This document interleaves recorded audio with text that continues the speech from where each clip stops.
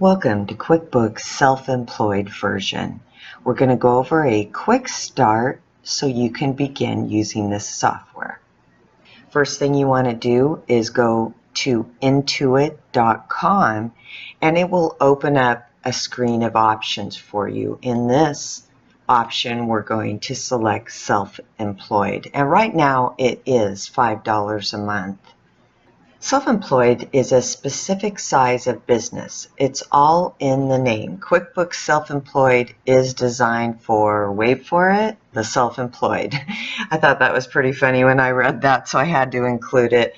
Main thing they're getting at is that you have one user in here. This one user usually is a freelance or at-home self-employed worker, entrepreneur, and what they want to do is track their personal and business expenses separately, and then even be able to go a little bit further as to calculating their estimated taxes so they don't come to the end of year and owe a huge amount. So these are some of the options that self-employed does give you. It gives you, separating your business and personal expenses, creating a Schedule C form. So this will go right into the TurboTax. You've got invoicing, income and expenses, and you can add receipts through a mobile app. So you don't even have to be at your desk. You can actually take a picture of it, say it's mileage, and it will go into the mileage column. Pretty slick. Then you've also got the self-employed tax bundle. I'm not sure what they're pricing that at right now, but it includes the TurboTax integration. And I don't use TurboTax. I have a CPA that actually does mine. And what this does is for those independents who can just go in there with those few expenses and file their own taxes, pretty convenient. What we're going to learn today is the login, connecting the bank account, importing the CSV file, setting up your vehicles that are a write-off for your business, any health accounts, and entering all the bank feeds. It will create an estimated tax payments off the information we bring in. It's got a few reports and invoicing. So the first thing you do is you get an email from them once you've signed up, and you will then sign in with that user ID you created and the password. In signing in, it brings you to a welcome screen. So welcome to your QuickBooks Self-Employed. It will now help you set up your account so they're connected in QuickBooks. So the first thing they do is, do you want to actually enter manually your transactions, or we can go ahead and connect your accounts right from here. In connecting an account, I'm going to select the Wells Fargo, and what it will do is populate the sign in to your bank. So remember, here's where it connects to your bank, and you will put in the username and password for your bank. The transactions will populate in. Usually it only puts in up to 90 days of information. It populates it in what I call a holding bucket. The holding bucket has not put it into your system yet because it needs to verify the date, the transaction, which is a description of what the charge is and who it's to, the amount that's come in from the bank feed, and this is where we categorize it as a type of business or personal expense. Most important to me, because I do accounting, is the category. This is where it places it from your bank feed. So if we've got a mobile gas station, I can actually set it up so it goes into gas and fuel. This affects my Schedule C and records this as a gas and fuel expense. And you'll notice down here, this is where I can actually split the transaction if I had a personal and business expense on there. So that's holding in the bucket. But what happens if I want to put in, say, for the whole year? Remembering most banks restrict your downloads past the 90 days. So what you can do is go into your bank, such as large banks like Wells Fargo has the option to download. In my bank, as far as Wells Fargo, it has a download activity, and then it will take me through a step-by-step process of the date range I want to actually import into my QuickBooks. And the key on this step is to selecting the CSV file, or delimited spreadsheet, as my bank refers to it. Once I've selected that, I'll hit download. The download will come through stating it's importing these transactions. These transactions are actually coming from my bank. So if I looked at my bank during this period of time, I should see all these transactions. Once the import is complete, it will give you a success. And it will also verify how many transactions and from what date to what date. That then goes into my holding bucket. And you're going to notice right here, this is our home screen, that I have 20 plus transactions to review from my bank. It would also include your credit card in there. If I move over to the left, this is transactions. This is where all my transactions are held for my different accounts. To the right is where I can connect other accounts. I can add a transaction. This means manually. It didn't download for some reason from my bank. I want to go ahead and add this transaction in. This is also where you would add a receipt. So you could add that receipt that would attach to that transaction.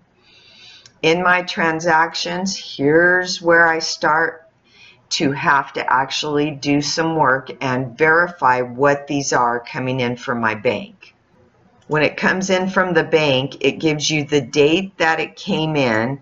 The option here is this business or personal. I can also add a receipt and any notes that I want. If everything is correct, I still have to categorize this and tell it what type of expense it is. So in this case, this was estimated taxes that I was paying for the business. Once I have selected the category and put in any notes that I needed, I could hit save. The next transaction happens to be a check. So I would look in my check register at what this would be, select that it is a business expense, and it happened to be legal and professional services. Again, I have the options for the receipt and notes. Notice right here is add rule. A rule would be if I'm trying to say that a mobile ATM that goes through is for fuel always, I want to remember that when the bank feeds it in, I've made a rule and anything with the mobile name on it will populate. Moving on to the gear. The gear up here also shows transactions such as your bank accounts. This is where you can go and do imports, and this is where the rules is.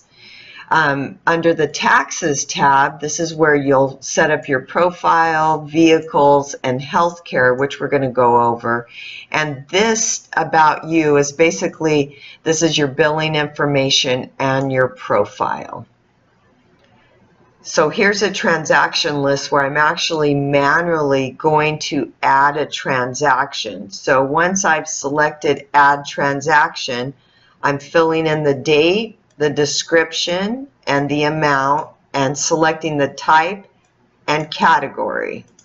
When I select category, it really tries to help you out here and say, here's your Schedule C write-offs. You can choose vehicles, financials, insurance, and then you can also do show all categories. And I usually do show all categories if I'm unclear on what I want to select. I know that this is a Chevron bill, and therefore it's got to be fuel. So if I select all categories, I get a breakdown of all the options I have, and in this case, I'm going to select gas and fuel. I can add a receipt. I can add it from my phone and drag it into here, or I could save it on my desktop. In bringing in the receipt, you'll notice it just populates down here. Now, this could have been a download from my phone. I may not need it, and I could also just delete it right here. But the main thing is I've got the transaction, the date, and the type of expense, and the category it's going to. And I'll hit Save. So as I had spoke before about creating a rule, once I have a transaction in there, I can select the description, and if I want it to match exactly, say I have a rent expense and it's always the exact name that comes through, I could match that exactly. But in this case, I'm not sure. My gas can fluctuate. I will select what type it is. It's a business, and I want it to always go into gas and fuel at 100%. If I was splitting any bills, such as if you have a home office, you could put in the percentage that is personal for that bill and business as well. You would hit Save afterwards, and that rule then would be saved under your rules, and you have the option to edit it or delete it at any time. But it saves you a lot of time when you're bringing in transactions and there's 15 mobile receipts, and the system's so quick that it will actually set it up so that it automatically goes to gas and fuel, and all I need to do is add it in. So it's intuitive. Going back to the transactions, if I want to bring income into this, I will add a transaction, and in this case, I'm going to select the category income. QuickBooks has already behind the scenes set so that I can actually just hit the category that it should go in, and it also relates to my Schedule C. So everything's keeping nice and tight in this package of being able to produce your financial and file your taxes. Now I'm moving on to miles. That just depends on how you want to do it. Some actually use just their gas receipts, and some people actually want the mileage deductions for the distance and trip logs that you can use. You can edit and import any mile trip slips that you have to get caught up, and then you kind of want to move forward either using your apps or any of the devices that you've chosen. When you add a vehicle, this will also add this for your taxes. So remembering to fill out all the main information as far as the make, model, year, do you own it, are you leasing it, because those are two important questions of how it is going to actually account for it on your Schedule C. You also want to put the date that it became in service, and here is where you can record your odometer reading for the year, the in and the out for the end of year. As far as your healthcare profile, it does actually give you the option to record your healthcare premium so it knows how it will affect your Schedule C, and your healthcare profile. So if you do have a savings account, you can set up for what are those eligible deductions. The tax setting is really important. So the tax profile dictates how your Schedule C is filled out. So your marital status, are you filing head of household, what's the personal exemption, your dependents, and your annual W-2 income. So you want to make sure when you're doing this that you fill in as much as you can on that. The next is your tax settings and your projections. So your projections are, Say you've done your taxes last year and the CPA said based on what you've made, you will have actual quarterly payments based on that income. And you can set those up in here and it will remind you as it comes to that quarter to make those quarterly payments. You can also do an overview for the years that you've been in business of your estimated taxes and by quarter. So how does QuickBooks calculate your estimated taxes? Three main things: your income and deductions, the projections that you put in there, and the tax bracket.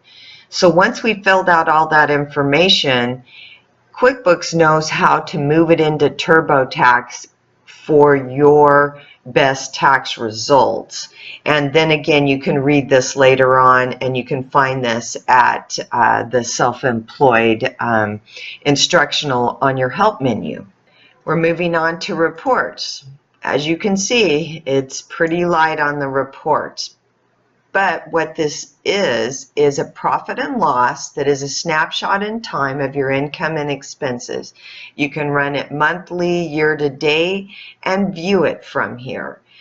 You also have a tax summary, which I'll show you these in just one moment. The tax summary is your income minus deductions for your Schedule C, and then the tax detail. This would be a downloadable file that you would download into your TurboTax. The profit and loss is a snapshot in time. So remember, whatever period of time you're looking at is reflecting your income and expenses.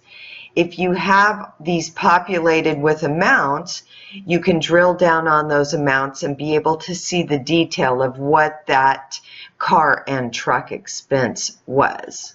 The other one is the tax summary. The tax summary for 2017 shows your Schedule C deductions so far for any of those categories. Also, we'll break down your vehicle deductions. So you can see in one snapshot your insurance, your lease payments, any registration and repairs for that vehicle deduction. Now let's move on to invoices. You'll select invoices on the left and create invoices. A screen will come up to verify that this is the information you want to see on the header on your invoice. So I want the name, my email, my address, city, and then the payment methods that I accept. I can email this invoice to my customer and they can pay me directly through a Visa, ATM card, Apple Pay. All this can be set up so you can accept these payments. You can also just create the invoice for a receipt for your client. In the invoice, we'll select the customer. In this case, this is Wally Man, and I want to make sure I have his email address. QuickBooks automatically starts with 100, so you can change the numbering on the invoices and it will remember the next number that is available. You have to put in the invoice date, any due date, and the description. The description here is landscaping for September. He charges at a flat rate. You can charge by hour or by item. Those are your choices. So you could populate and have multiple items on this one invoice. And then you want to go ahead and put in the amount and add to the invoice. The invoice now will show how it's going to appear right before we print it, and you want to make sure you preview it first or save it to a draft if you're actually doing multiple invoices. By selecting the invoices to the left again, you will see all the invoices you've done for a certain period of time, and you can also create a new one right here. In this case, we just did Wally Man. And do I want to go ahead and send the invoice now? I could view it first, or I could get ready and print it. The printable invoice looks really good. The one thing I'd suggest is that you actually add your logo up here. It will personalize it, but it looks good coming through the email as well to your client. You can certainly add a nice message to it. And this is one of the options that you have to create it and print it, or you can email it directly. Remember to select your home screen to the left here. This always brings you back to the activities and a snapshot of your financials and expenses. So in the main screen, you will have 20 plus transactions still to review from your bank accounts. It will give you a snapshot in time of your profit and loss and expenses, along with your cash and credit card accounts. Good luck to you all on this. If you need any help, I am always available. Please email or call. Thank you for watching.